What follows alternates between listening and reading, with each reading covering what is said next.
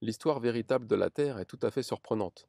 C'est une histoire si insensée qu'elle est incroyable pour toute personne sur Terre qui tâche de l'explorer. Une myriade d'informations vitales sont manquantes. Un énorme amalgame de vestiges incohérents et de constructions mythologiques lui ont été arbitrairement greffés. La nature volatile de la Terre elle-même engloutit cycliquement, submerge, retourne et détruit les preuves physiques.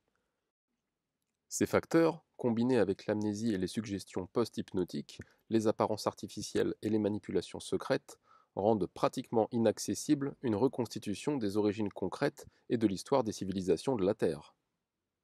Tout chercheur, aussi brillant soit-il, est condamné à errer dans un labyrinthe d'affirmations douteuses, d'hypothèses invalides et de mystères perpétuels.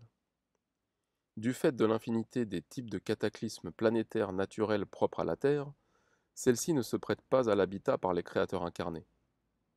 De plus, des cataclysmes planétaires occasionnels ont été causés par les créateurs incarnés, tels que celui qui a détruit les dinosaures il y a plus de 70 millions d'années.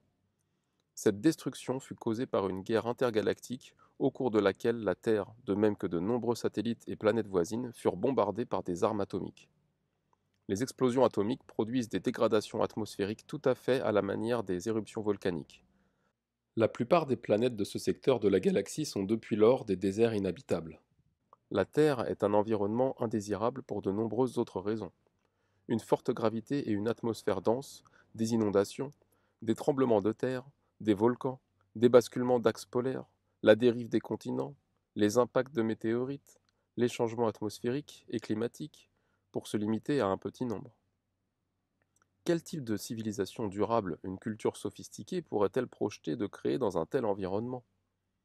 De plus, la Terre est une petite planète en orbite autour d'une étoile périphérique d'une galaxie. Cela fait de la Terre une planète très isolée géographiquement des civilisations planétaires plus concentrées qui existent vers le centre de la galaxie. Ces faits incontournables ont limité exclusivement l'usage de la Terre à celui de jardins zoologiques ou botaniques, ou à son usage actuel de terrain de jeu, sans plus. Un créateur incarné n'a pas de masse ni de temps. Les objets ne durent pas indéfiniment. Un créateur incarné est pour toujours. Les fausses significations empêchent la connaissance de la vérité. Les cultures à pyramide de la Terre sont une illusion montée de toutes pièces. Elles ne sont rien d'autre que de fausses civilisations imposées par le culte des mystères de l'Ancien Empire. Les fausses significations furent inventées pour créer l'illusion d'une fausse société de façon à appliquer à nouveau le mécanisme d'amnésie aux joueurs sur Terre. Le mystère est construit à partir de mensonges et de demi-vérités. Si la vérité exacte est révélée, elle n'est plus un mystère. Toutes les civilisations à pyramide de la Terre ont été soigneusement conçues à partir de couches successives de mensonges habilement entrelacés avec quelques vérités. Tous ces éléments ne sont qu'une construction totalement artificielle de la vérité, rendue attrayante par la présentation esthétique et le mystère. Les rituels complexes, les alignements astronomiques, les rites secrets, les monuments massifs, l'architecture éblouissante, les qualités artistiques des hiéroglyphes et les dieux humains animaux furent élaborés pour créer un mystère insoluble à l'intention des joueurs sur Terre. Le mystère distrait l'attention de la vérité. La vérité est que chaque créateur incarné sur Terre est venu sur Terre en provenance d'un autre système planétaire. Un corps, un article de vêtement, un symbole, un vaisseau spatial, un équipement électronique avancé ou tout autre vestige de civilisation d'une planète d'origine pourrait éveiller un souvenir chez un être et réactiver sa mémoire. Alors que le fouillis inextricable d'informations infondées, de compositions géométriques, de calculs mathématiques, d'alignements astronomiques font partie d'une fausse spiritualité reposant sur des objets solides plutôt que sur des esprits immortels dans le but d'égarer et de désorienter les créateurs incarnés sur Terre. Un créateur incarné est un esprit. L'unique raison de ces fausses significations est d'instiller l'idée qu'un créateur incarné n'est pas un esprit, mais un objet physique. C'est là un mensonge. Il s'agit d'un piège conçu pour égarer un créateur incarné. Les Védas, ou hymnes védiques, forment un ensemble d'hymnes religieux qui furent introduits dans les sociétés terrestres. Cela constitue un remarquable corps de connaissances qui contiennent une grande dose de vérité spirituelle.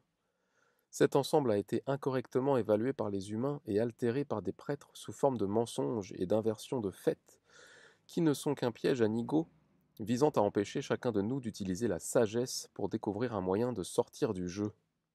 Lao Tse, un philosophe qui écrivit un petit livre intitulé La Voie, était un créateur incarné de grande sagesse qui surmonta les effets du mécanisme d'hypnose-amnésie de l'Ancien Empire et parvint à s'échapper de la Terre.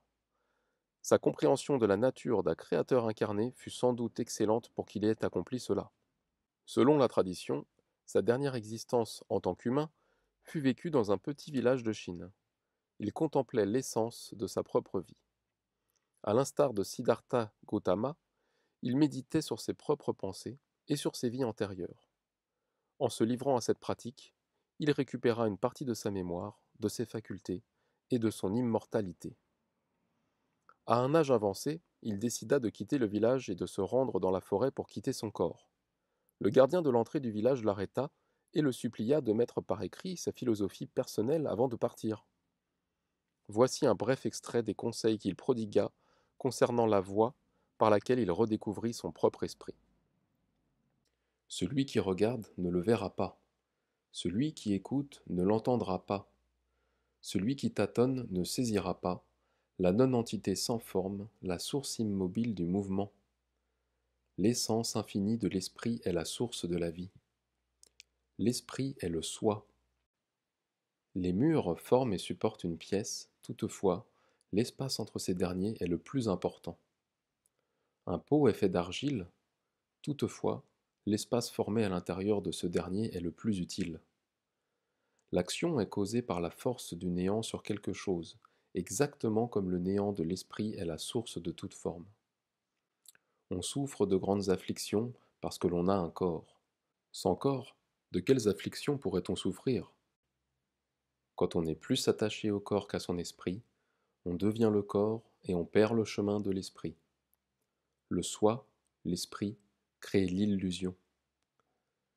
L'égarement qui affecte l'homme est de croire que la réalité n'est pas une illusion. Celui qui crée les illusions et les rend plus réelles que la réalité suit le chemin de l'esprit et trouve la voie du ciel. L'Ancien Testament anéantit la conscience que les humains sont des êtres spirituels immortels. Les êtres qui ont mis en place sur Terre de fausses civilisations sont des créateurs incarnés tout autant que vous.